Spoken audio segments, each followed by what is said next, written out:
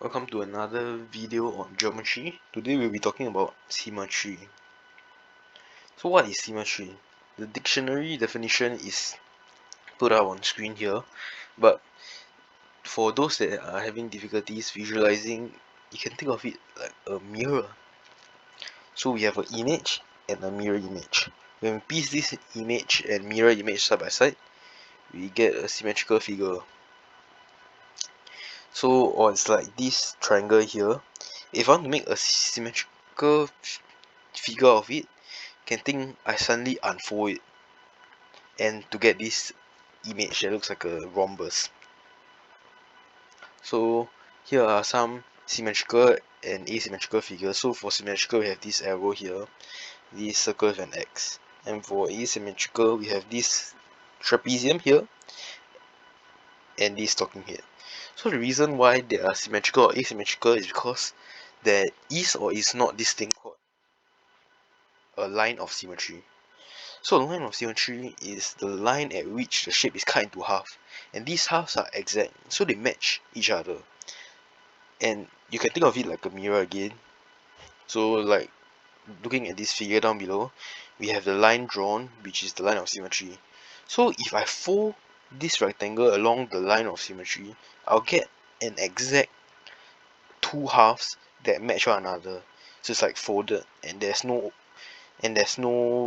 protrusion or anything else.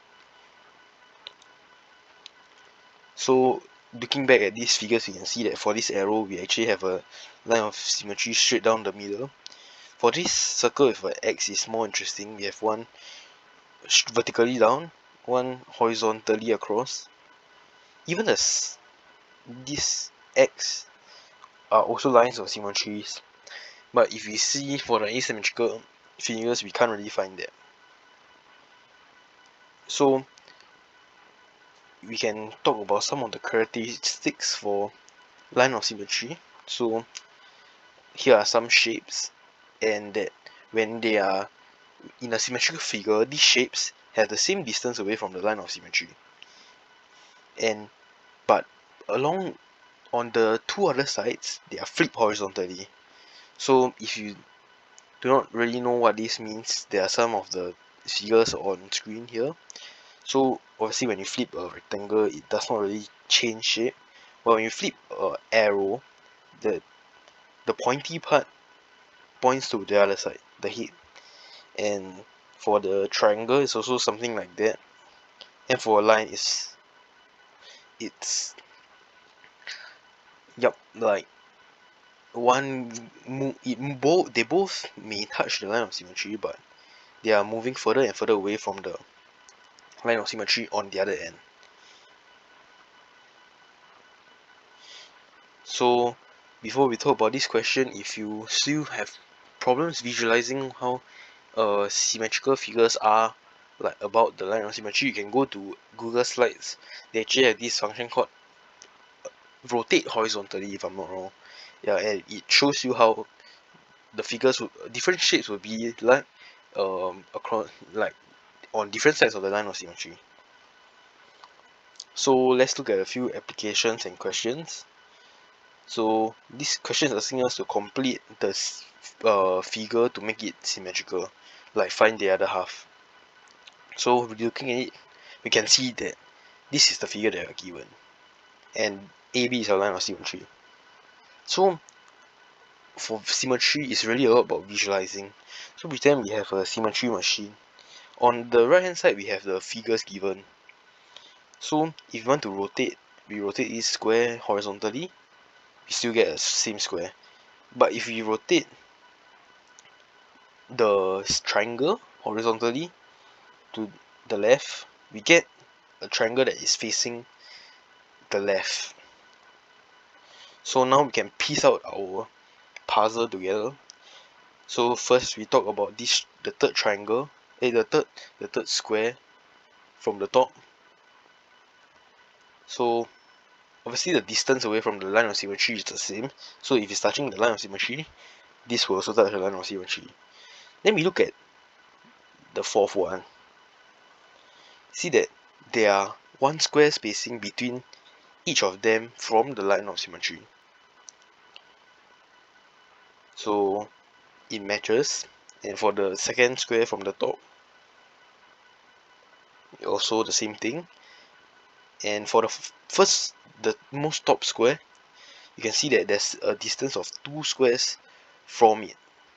So that will be our top square, and then our triangle is linked to our top square. So we get this, and if you check the distance, it's also 3 squares away.